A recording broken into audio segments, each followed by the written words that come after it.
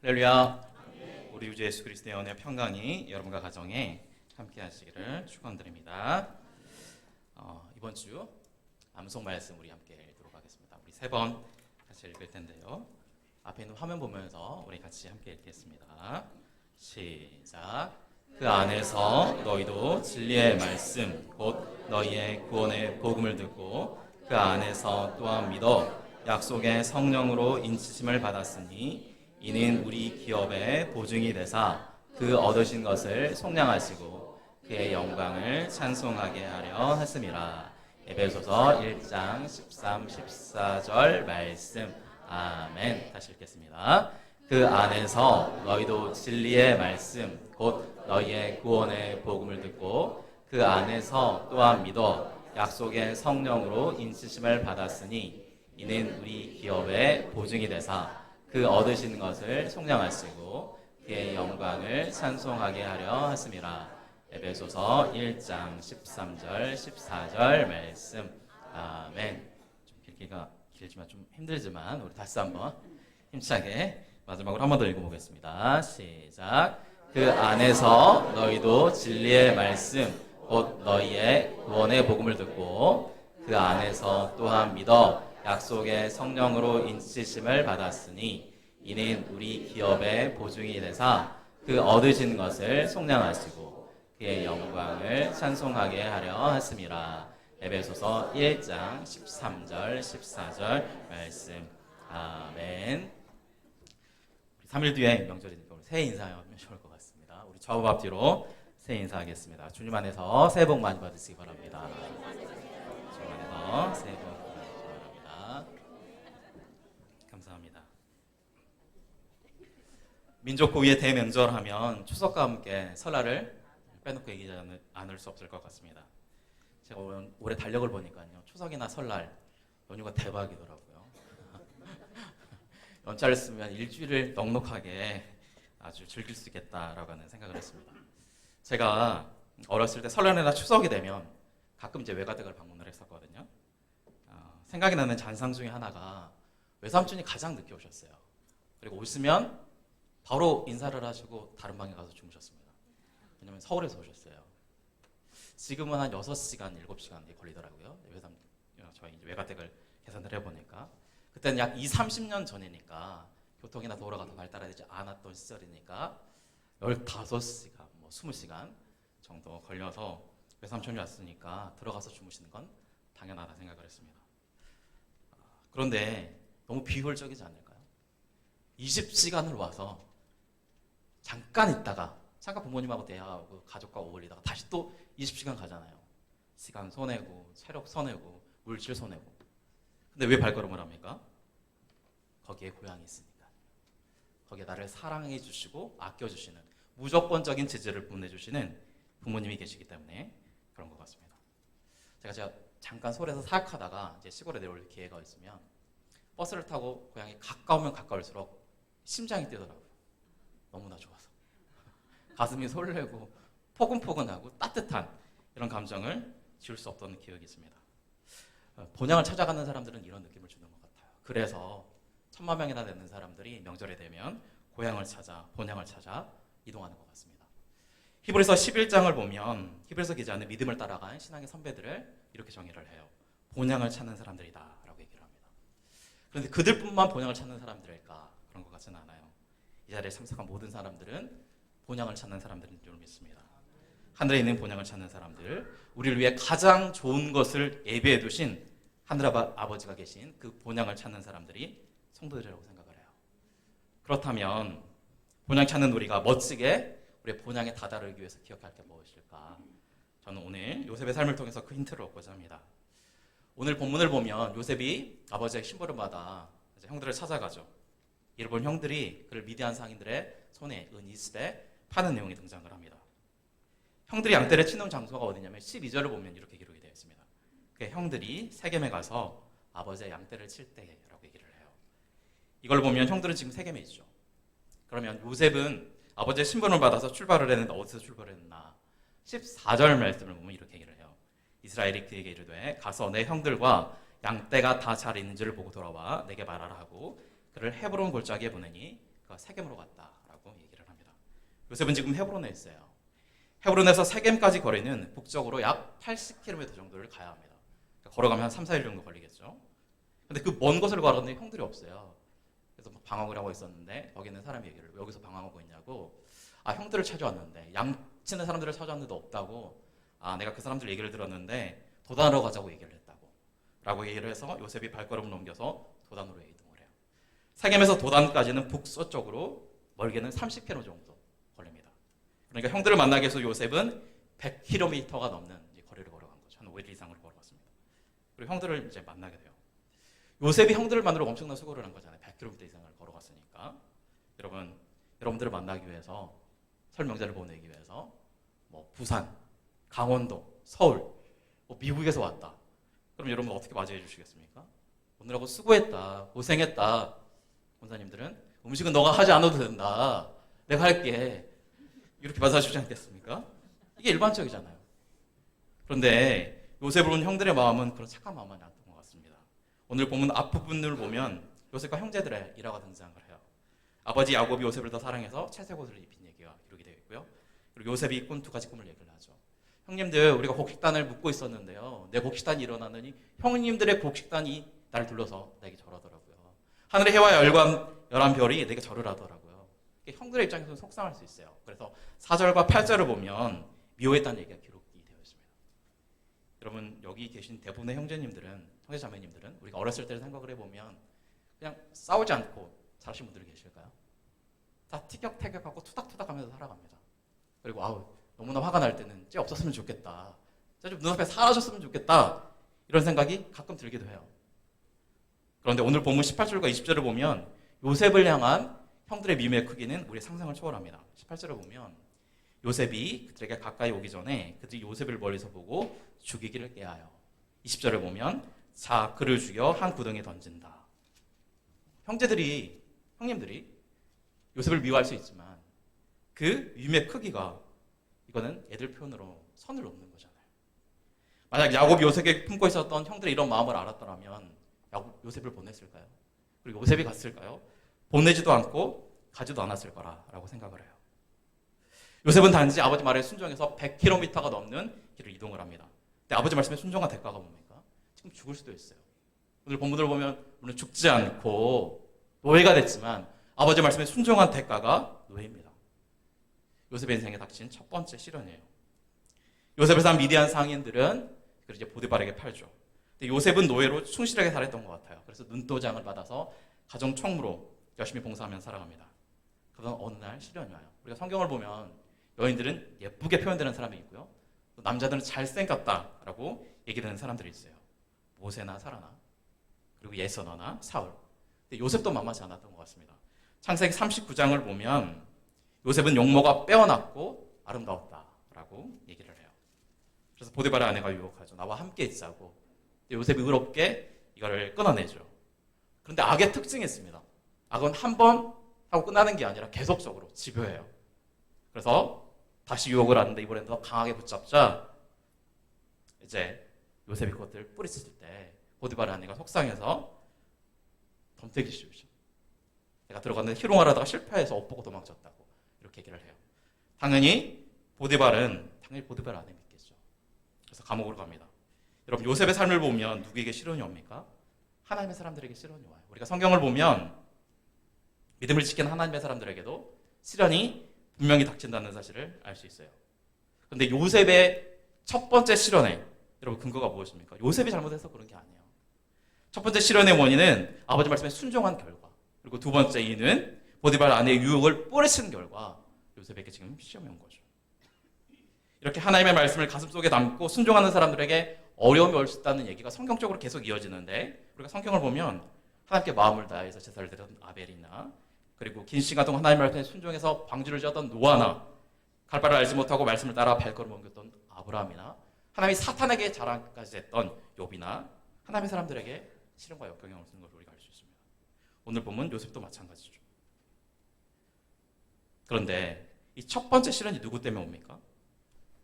위방인 때문에 오는 게 아니라 요셉의 형들 때문에 와요. 물론 배다른 형제이긴 하지만 형제잖아요. 여러분 우리가 세상을 살아가다 보면 비크리스찬들이 크리스찬을 이런저런 이유로 평가할 때가 있습니다. 그 평가를 받을 때 우리가 잘못한 부분들이 있으면 고칠 부분이 있으니 고쳐야 되지만 그렇지 않은 부분들 대놓고 핍박할 때도 있거든요. 그럼 속상해요. 근데 그보다 더 속상한 게 뭐냐면 내부적으로 교회 안에서 우리들을 핍박하는 거, 박해하는 경우는 바로 그런 케이스라고 생각을 합니다. 신약시대 최초로 세워진 교회가 예루살렘 교회잖아요. 그러니까 사도행전을 보면 서로 배려하고 격려하고 칭찬하면서 서로 힘이 되어줍니다. 근데 하나님을 믿는 사람들이 교회 오지만 문제가 없었던 건 아니죠. 초대교회는 우리가 아는 것처럼 구조 문제는 어려움이 생겨나고 바울이 그런 서신서를 보면 완벽한 교회가 없어요. 실수를 하고 연약한 부분들이 많이 드러납니다. 그래서 교회는 완벽한 사람들이 아니라 부족한 사람들이 오기 때문에 상처를 줄 수도 있고 상처를 받을 수도 있어요. 하나님을 섬기고 하나님의 기쁨이 될 거야. 하나님께 영광 돌릴 거야. 라고 얘기를 하지만 하나님의 목적을 가지고 우리가 살아가지만 현실은 연약함으로 다른 사람에게 상처를 줄 수도 있고 받을 수도 있습니다. 사도행전 13장을 보면 바울이 1차 전도여행 때 비시디아 안디옥에서 안식일에 모인 사람들에게 하나님의 복음을 전하거든요. 말씀을 강론할 수 있는 기회가 있어가지고 말씀을 전했을 때 그 말씀이 좋았던 것 같아요. 그래서 다시 와라. 다음 안식일 안에서 또 다시 강론해줘라. 라고 얘기를 해요. 그런데 얼마나 감사한 거예요. 하나님의 말씀을 듣고 관심 있는 사람들이 많아지는 거니까. 근데 많아지자 이것을 싫어했던 사람들이 있습니다. 당시 회당에서 율법을 가르쳤던 사람이 이걸 싫어해요. 왜 싫어했을까요? 다른 사람들보다 더 바울이 전했을 때 사람들이 많이 왔으니까. 시기 질투가 나서 이제 어렵게 하죠. 거의 죽이기까지 바울을 어렵게 합니다. 하나님 나라 확장을 위한 사역의 1등 방해자들이 하나님을 모른다라고 얘기하는 사람이 아니라 안다는 사람이에요. 이렇게 하나님 나라를 위해서 일하는 사람들에게 오는 내부의 시련이 있을 수 있어요. 우리가 성경을 보면 요셉도 그랬고요. 바울도 그랬고요. 모세도 마찬가지 아니었습니까? 외부에서 어려움도 있었지만 이스라엘 백성들이 내내 먹을 거 줘라, 물 줘라. 가데스 바네아에서는 리더를 갈아치우자. 이렇게까지 어려움들이 있었잖아요. 그러니 우리가 내부적으로 하나님의 일에다가 어려움이 오면 교회가 어떻게 완벽하겠어. 나도 부족하고 조금도 부족하지. 라고 얘기하고 넉넉한 마음으로 어려움들을 극복해 나가는 하나님의 사람이 되어야 될 줄로 믿습니다. 두 번째 실현의 통로는요. 믿지 않는 사람들을 통해서 옵니다. 요셉을 실현에 빠뜨린 첫 번째 인물이 요셉의 형들이었다면 또 다른 인물이 보디발의 아내잖아요. 보디발의 아내는 하나님 모르는 사람이고 함께 불의를 저지르려고 있을 때 요셉이 강하게 뿌리치죠. 거짓말을 보태서 지금 이제 감옥에 간 거잖아요. 성경을 보면요. 세상 사람들은 예수님 믿는 사람들과 짝하지 못합니다.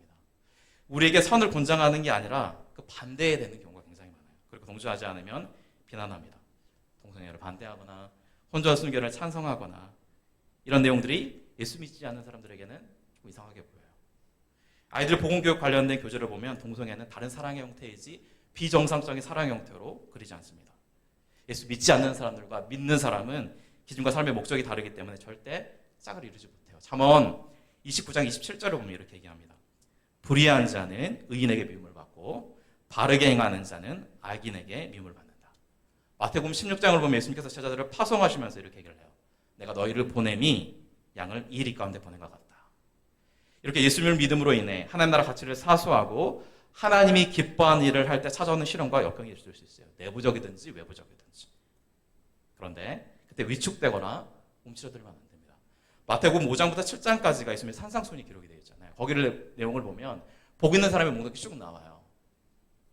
그 목록 중에 하나가 뭡니까? 의를 위해서 박해를 받는 사람은 복이 있다. 너희들뿐만이 아니라 너희 전에 선지자도 핍박을 했다. 이런 얘기를 해요. 사도행전 5장을 보면요. 아나니아 삽비라 사건 이후에 사도들이 능력을 받아서 이제 많은 일들을 행하거든요. 병자를 고치고 귀신들도 쫓아내고. 그러니까 많은 사람들이 예수를 믿어요. 이걸 탐탁하지 않게 여겼던 종교지도들이 핍박을 합니다. 감옥에도 집어넣고 채찍질도 해요. 예수 믿는 것 때문에 어려움이 생긴 거잖아요. 그런데 이때 사도들이 움츠러드나? 그렇지 않아요. 흔들리지 않습니다. 사도행전 5장 41절을 보면 이렇게 얘기를 해요. 사도들은 그 이름을 위하여 능력받는 일에 합당한 자로 여기심을 기뻐하면서 공의 앞을 떠났고 다음 절을 보면 또 하나님 나라 복음을 위해서 살아갑니다.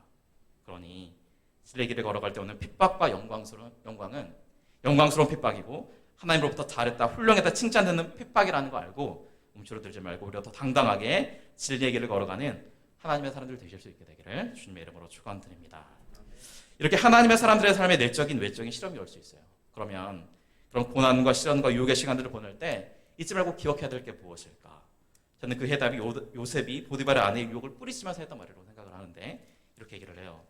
내가 어찌 이 큰 악을 행하여 하나님께 죄를 지으리까. 요셉이 시련을 만났을 때 누구를 떠올리냐면 하나님을 떠올립니다.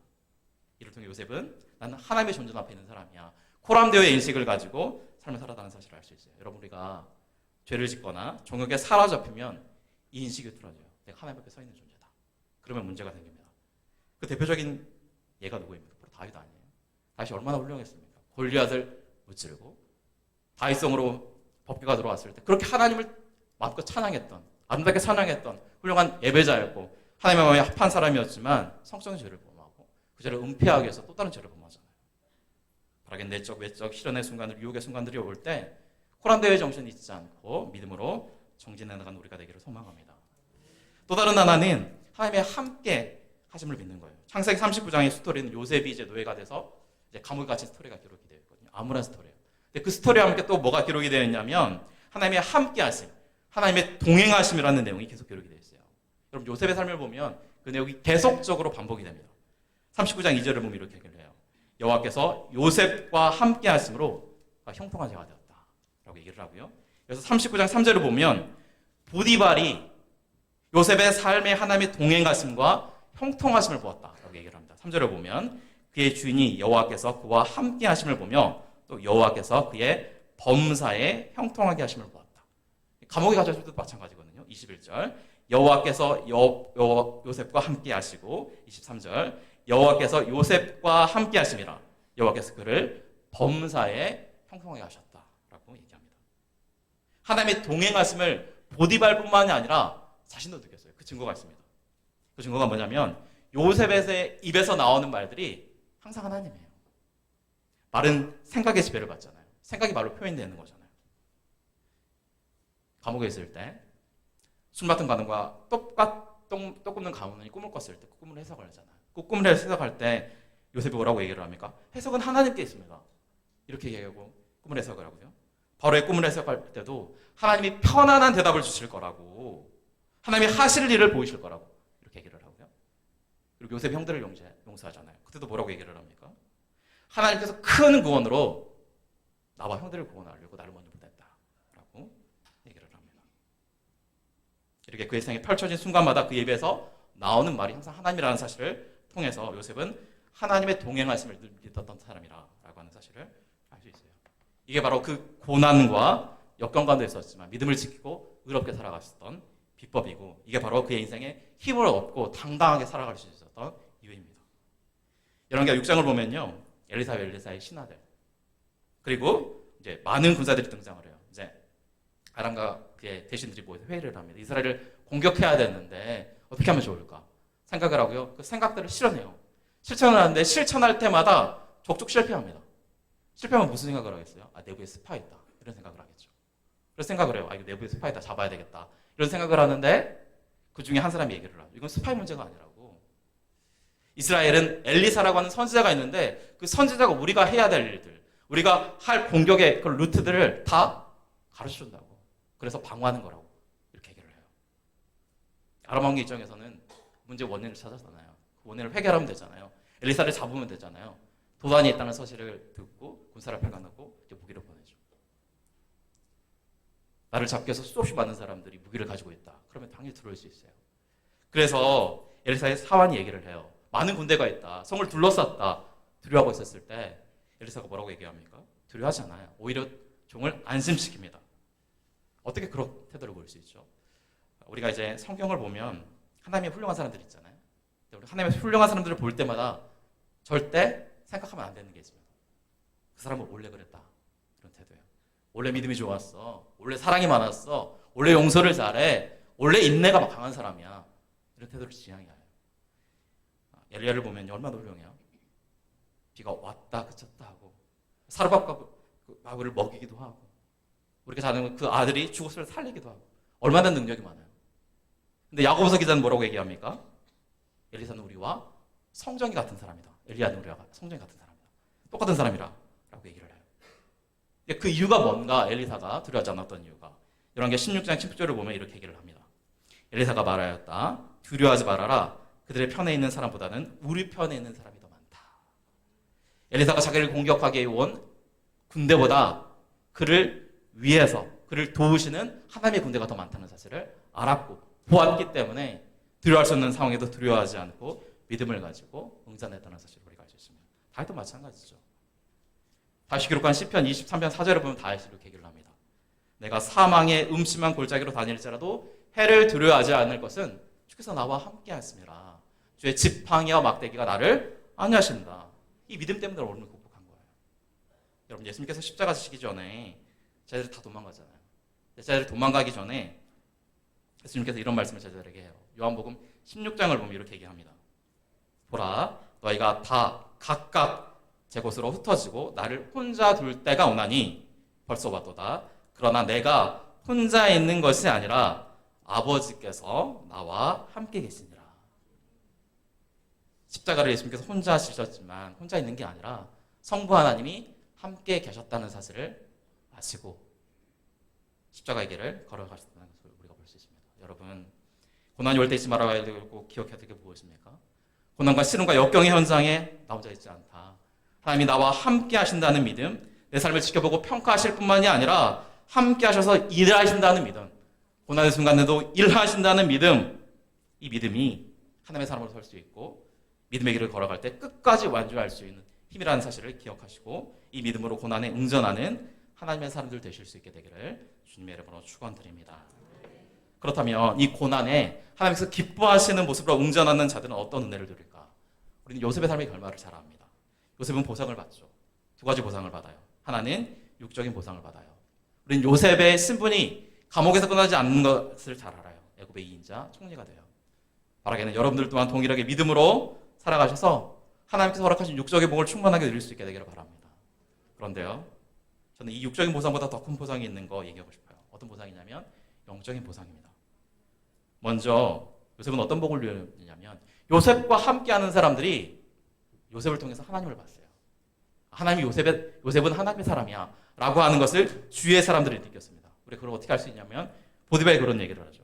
보디발이 요셉과 함께 하나님이 함께 하시다는 사실을 이렇게 고백을 하고요.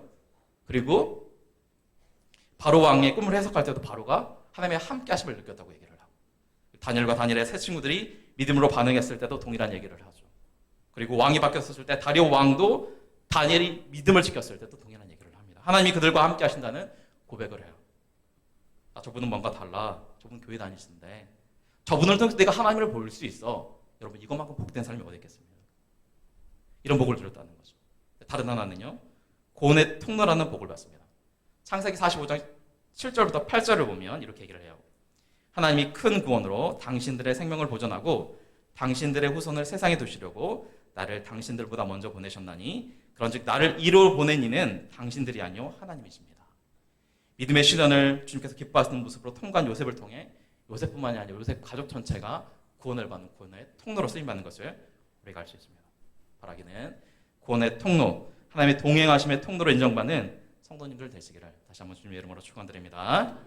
고난의 시간을 잊지 말고 기억해야 할 주님의 얼굴, 주님의 함께 하심을 잊지 않았으면 좋겠습니다. 바울이 1차 전도여행 코스를 떠날 때요, 이제 안디옥에서 마지막 코스가 어디냐면 도베였어요. 더베였다가 다시 돌아오는 방식으로 이제 성교가 끝나거든요. 근데 더베 옆에 무엇이냐면 바로 고향이 있습니다. 다소가 있어요. 바로 1차 전도여행 하면서 힘들고 어려운 순간들이 있었거든요. 조롱당하고 몸도 아프고 돌도 맞고 그럼 쉴 수도 있잖아요. 근데 쉬지 않고 다시 영 루트로 와서 하나님 나라 복음을 쓴 거예요. 성도들의 믿음을 굳건하게 해주고 장로들에게 성도를 부탁하고 또 기도합니다. 왜 쉬지 않고 그렇게 열심히 사역을 합니까? 사역을 통해서 나타난 열매, 상을 바라봤기 때문에 그래요. 예수님께서 왜 십자가를 그렇게 주셨습니까? 십자가를 통과해서 우리가 하나님의 사람이 되고 하나님의 자녀가 되는 구원을 누릴 수 있다라고 하는 그 열매, 상을 바라봤기 때문에 그렇습니다. 이번 한 주도 우리가 살아갈 텐데 오늘 주신 말씀을 가슴에 담았으면 좋겠습니다. 하나님 믿고 정직하게 살아갈 때 어려움 찾아올 수 있지만 믿음을 잃지 않고 코람데의 의식과 하나님이 나와 함께 하신다는 믿음으로 을을 위해서 살아갈 때 요셉의 하나님이 우리 하나님이시니까요. 요셉이 드렸던 복을 여러분과 여러분의 가정이 충만하게 누릴 수 있는 하나님의 사람들 다 되실 수 있게 되기를 주님의 이름으로 축원드립니다.